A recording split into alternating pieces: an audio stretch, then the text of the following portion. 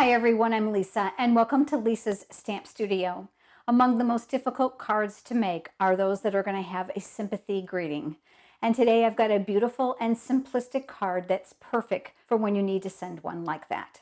Here's the card we're going to be creating today, and it's using the Lasty Lily stamp set. I'm going to give you some tips along the way about using this set as well as cutting out the image. We'll be adding some beautiful copper metallic edge ribbon to this card as well, just to give it a little bit of sparkle. If you're here visiting from YouTube, you'll find a link down in the video description below, which will lead you over to the pictures and cutting dimensions for today's project.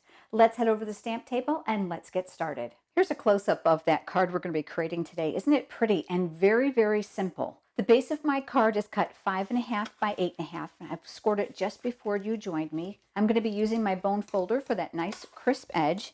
And I'm going to attach that gingham Gala Designer Series paper here to the left-hand side. You're going to notice that it is reversible, double-sided. You're going to notice the checks are a little bit smaller on this side and a little bit broader on this side. And I chose to use the broader checks for today. I've got my silicone craft sheet here. Love this in my stamp studio because adhesive will not stick to it. It'll simply rub right off. It works well for liquid glue and hot glue too. So I'm going to go ahead and add adhesive to the back side of the Designer Series paper. And I'll attach that here to the left-hand side of my card base. The designer paper is cut 2 by 5 1/4.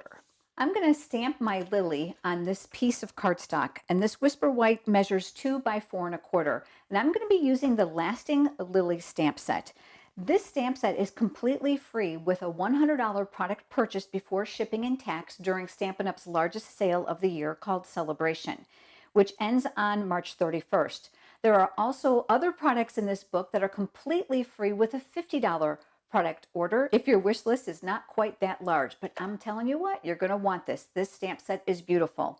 This is what we call the Distinktive stamp set, which means the images were meant to look more like a photograph than they actually do a stamped image.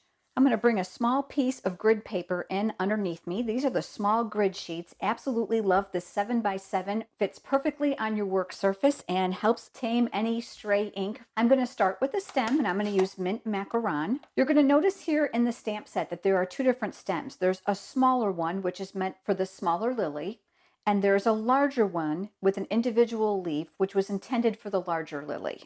So I've pulled out the larger stem here. I'm going to go ahead and I'll ink that up. And I know the whole thing is not going to fit because I'm going to need to leave room at the top for that rather large bloom.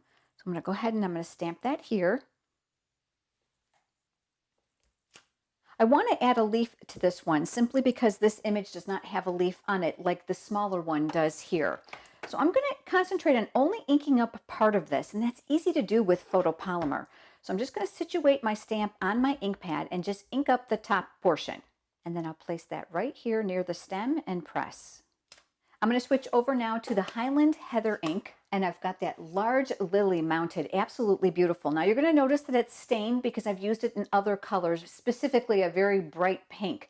It will stain the photopolymer, but it will not ruin the image, so you don't have to worry about it transferring color to your other ink pads or not producing a great image. Just make sure you clean it on your Stampin' Scrub or your Stampin' Chamois very well.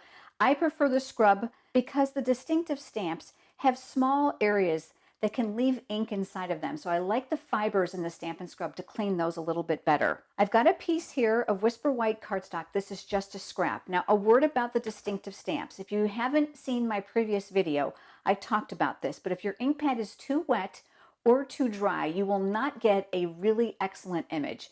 So I'm going to go ahead and ink this up, and we're going to take a look and see how this is. And then I'm going to stamp that here. Lots of firm, even pressure. And you can see that's a little bit too dark. So a couple things we're going to do. The first thing is I'm going to bring in my pierce mat. I find with a large detailed photopolymer stamp like this one that this little bit of extra cushion is always going to help. I'm also going to reduce a little bit of ink coverage on this ink pad.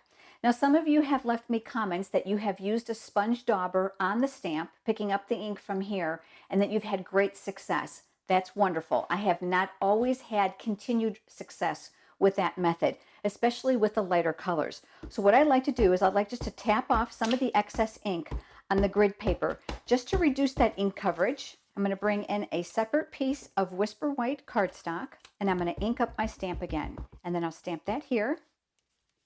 And you'll notice that it's a lot better now and that the image details are really predominant. I'm going to bring back my mint macaron ink pad. And I'm going to take that stem again. I want the bottom of the stem to be on this flower since I'm going to cut it out. So I'm going to bring back in my grid paper again. I'm going to lay that on top of here and I'm going to ink up just my stem and I'm going to stamp that here on the bottom of my image. Any excess is going to be cut away, so it doesn't matter if you've got it a little bit longer than you need. I'm going to take my paper snips and I'm going to cut out the lily. I'm going to leave a little bit of white cardstock around that image so I don't distort the stamped lines. I'm going to take my Whisper White panel and I'm going to flip that over. I'm going to use my silicone craft sheet again just in case I get a little zealous with my adhesive and it ends up on my work surface. And I'm going to mount that on a piece of coordinating mint macaron cardstock. And I've left a 1/8 inch border all the way around. So the mint measures 2 1/8 by 4 1/8. This image is going to now get mounted here. So I'm going to flip that over. And with my dimensionals, I'm going to add some of those to the back. I'm careful to balance this because I know my card is going to go through the postage machine at the post office, and the rollers on the machine can do my card a disservice by kind of smashing it in the center. So I'm real cognizant about making sure it's well balanced. And I'll go ahead and attach that here at the top. Down in the lower right corner, I'm going to use the basic gray ink pad to stamp my greeting. And this greeting comes from the exact same stamp set. You're going to see there's lots of greetings here for both the outside and the inside of your cards. I'll go ahead and I'll ink that up and I'll stamp that here near the bottom. Take our image and I'll flip that over one more time. I'm going to use up my dimensionals. I've cut up the edges so that I don't have to waste those. It's just a great tip for you to get the absolute maximum out of your dimensionals. Those straight edges work really well too along the outside of your card. And I'll make sure I'm going to add one in the center too so that it's well balanced, just like we did for the lily. And then the image is going to get mounted just offset of the designer series paper here in the center of the card. I've cut 22 inches of the beautiful mint ribbon. This is part of the Tea Room ribbon combo. It has a gorgeous copper foil edge on both sides, and it is printed on both sides. You don't have to worry about tying it incorrectly. You'll find that ribbon here in the annual catalog. It's on page 201. You'll find that the other spool included in this combo pack is very vanilla, also with a copper edge. If you don't already have a Stampin' Up! Demonstrator and you're interested in receiving a complimentary copy of the annual catalog or the occasions catalog, just leave me a comment below. I would be happy to send them to you. And of course, I'll include a copy of the sale brochure as well. I'm going to bring the ribbon around the inside of my card. I like to check to make sure that it's straight on the inside so it looks pretty on the inside once it's all finished. And I'm going to tie my bow up near the top. I'm going to place my finger here. Now I'm going to give you a tip. If you're finding this challenging, go ahead and place a glue dot underneath here to help hold that ribbon in place. And let me show you what I mean. I'm using my Take Your Pick pickup tool, and this one has the attachment for the paper piercing tool on it.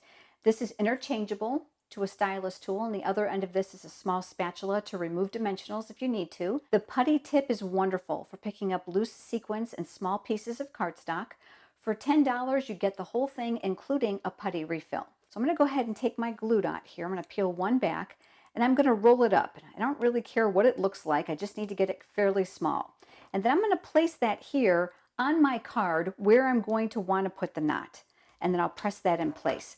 There's still enough tackiness on that glue dot despite the fact that I've touched it. So go ahead and I'll center my ribbon over that, and then I'll press the center of that tie right on top of that glue dot. And you're going to notice that it's going to hold it in place. This will allow you time to shimmy the ribbon over to exactly where you want it, and then you can tie your bow. Now once my bow is tied, I often have to adjust the loops because they're not even. And a tip for you would be to put your finger on the knot and then carefully pull one end at a time. By placing your finger on the knot, it's going to keep the tension on your ribbon without distorting the bow any further. I've got my paper snips here so I can give this a little bit of a haircut. There we go. We have our completed card. Here's the one we made together, the one I made before you joined me. If you haven't already subscribed to my YouTube channel, I sure would love to have you do so. Make sure you click the subscribe button below. And while you're there, make sure you click the bell icon. That's going to give you notifications of when I'm live here on YouTube, as well as when I upload new videos. Thanks so much for joining me, everyone. I look forward to seeing you next time. Have a great day.